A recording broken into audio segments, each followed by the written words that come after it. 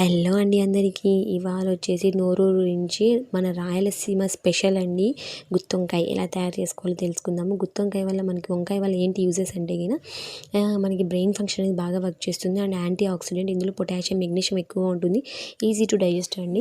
ముందుగా వచ్చేసి మన ధనియాలు, పల్లీలు, నువ్వులు బాగా వేయించుకొని పెట్టుకోవాలి. కొబ్బరి అవి తురుముకొని పెట్టుకోవాలి ముందుగానే.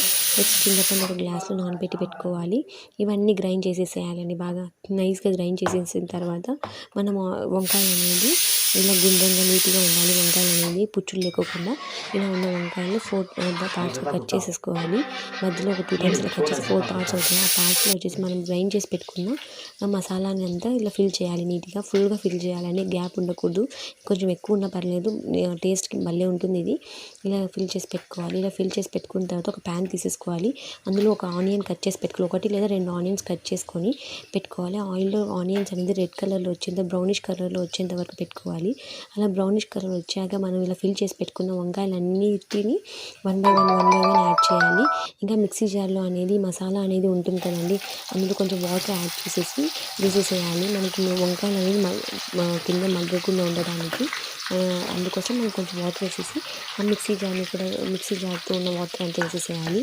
అలా వేసేసిన తర్వాత అందులో ఉప్పు కారం సరిపోయిందో లేదో చెక్ చేసుకోవాలి. ఉప్పు సరిపోకపోతే ఈ మసాలాలోనే యాడ్ చేసేయచ్చు. ఏమైనా పులుపు సరిపోకపోతే కొంతమంది పులుపు బాగా తింటారు, కావాల్సిన వాళ్ళైతే వేసుకోవచ్చు. అంతే అండి, ఒక 10-15 మినిట్స్ పెట్టేయండి. అంతే, మన రాయలసీమ వంకాయ రెడీ.